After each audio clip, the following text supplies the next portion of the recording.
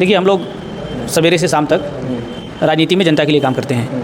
हम लोगों ने पहले भी कहा है और आज भी कि तन समर्पित, मन समर्पित और ये पूरा जीवन समर्पित। सड़कों के लिए 100 से अधिक आंदोलन मैंने किया है। तो मेरा सपना था कि मैं विधायक होऊंगा तो पहले इस विधानसभा के यातायात की व्यवस्था ठीक करूंगा।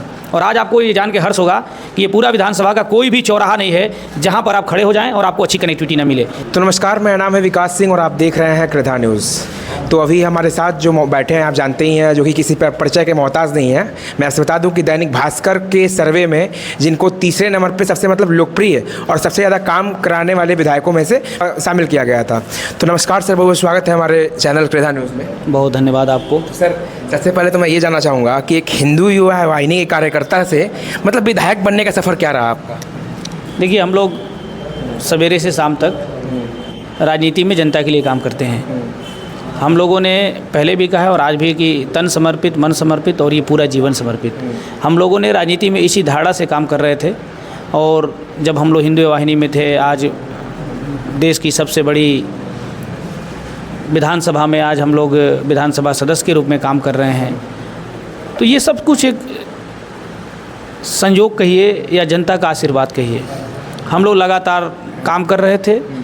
इस काम को पार्टी ने देखा और क्षेत्र की जनता ने देखा कि हमारे बीच से कोई नेता जाएगा तो हमारे दुख दर्द को समझने का काम करेगा। और आज इस बात को कहते हुए मुझे भी खुशी हो रही है कि जनता ने जिस उम्मीद के साथ 22 में एक गरीब के बेटे को विधायक बनाया था, आज वो सपना साकार हो रहा है।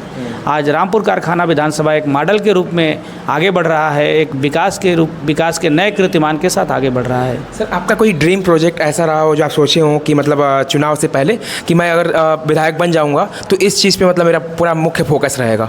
देखिए, जब हम लोग चुनाव लड़ रहे थे और चुनाव लड़ने से पहले भी, तो ये जो हमारा विधानसभा है रामपुर कारखाना, ये एक ऐसा इलाका है जहाँ सड़कों की बहुत समस्या रहती थी।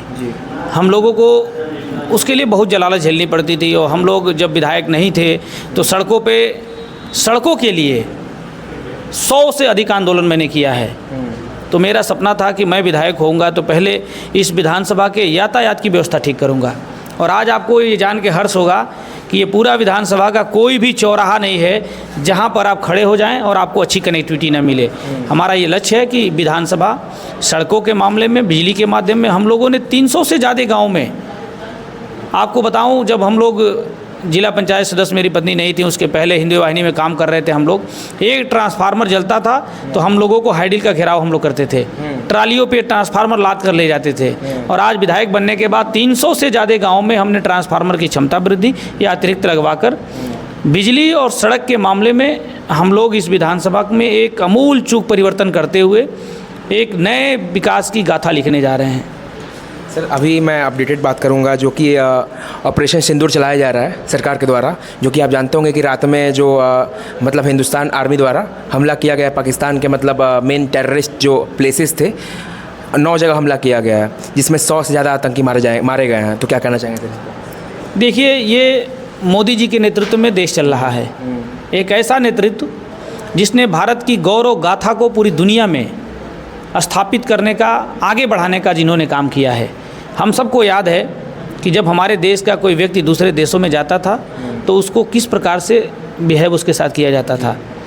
उसी प्रकार जब उत्तर प्रदेश का आदमी देश के किसी कोने में जाता था तो उसके साथ जो व्यवहार होता था उसमें और आज के व्यवहार में, आज उत्तर प्रदेश का व्यक्ति जब कहीं जाता है तो लोग कहते हैं कि ये योगी आदित्यनाथ जी के प्रदेश का व्यक्ति है।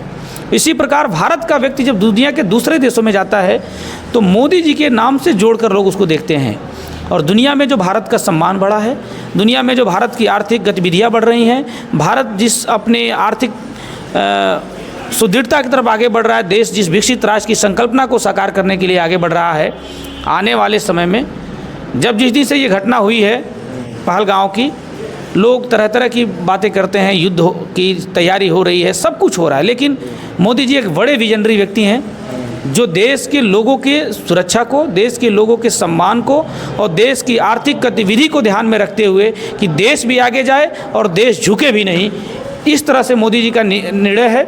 और आप थोड़ा इंतज़ार करिए, देश में और देश के बाहर के एक भी गद्दार बचेंगे नहीं मोदी जी एक एक लोगों का इलाज करेंगे और भारत को जो विकसित राष्ट्र की संकल्पना है वो संकल्पना भी पूरी होगी। इन दोनों को एक साथ लेकर भारत का मान सम्मान भी बढ़ेगा और भारत के लोग गौरव से सर कहीं भी किसी भी देश में एक नए गौरव के साथ आगे बढ़ेंगे। जी, मेरा एक आखिरी प्रश्न आपसे है कि शिक्षा के क्षेत्र में आपने कुछ मतलब ऐसे सोचा है रामपुर कारखाना में उस चीज़ की व्यवस्था करवाई, शिक्षा के क्षेत्र में कोई कॉलेज चाहे फिर कोई स्कूल वगैरह ऐसा कुछ?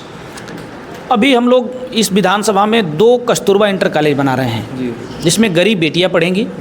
अभी हम लोगों ने मेरी विधानसभा में 5 विद्यालयों को हम लोगों ने PM श्री योजना में चयनित कराकर जहां पर आधुनिक शिक्षा दी जाएगी, जहां पर 20 कंप्यूटर लगने जा रहे हैं।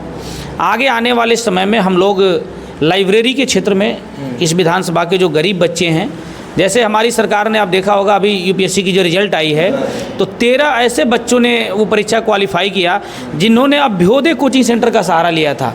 आप सबको याद होगा कि गरीब का बेटा कोई बच्चा कोई पढ़ने चाहता था लेकिन पैसे के अभाव में वो कोचिंग नहीं कर पाता था, तो माननीय मुख्यमंत्री योगी आदित्यनाथ जी ने उत्तर प्रदेश के ऐसे बच्चों के लिए जिनके अंदर प्रतिभा है लेकिन पैसा नहीं है, उनके लिए उन्होंने अभ्योदय कोचिंग सेंटर खुलवाया है हर जिले में। और 13 बच्चे उत्तर प्रदेश के अभ्योदय कोचिंग सेंटर में पढ़कर UPSC की परीक्षा पास किए हैं। इसी प्रकार हम लोग यहाँ के गरीब बच्चों का जो शिक्षा सबका अधिकार है, हम उनके अधिकारों के लिए उनके शिक्षा को और बेहतर बनाने के लिए कई बड़ी परियोजनाओं पर हम लोग काम कर रहे हैं। आने वाले समय में आपको ये दिखेगा कि रामपुर कारखाना एक शिक्षा का हब भी बनेगा।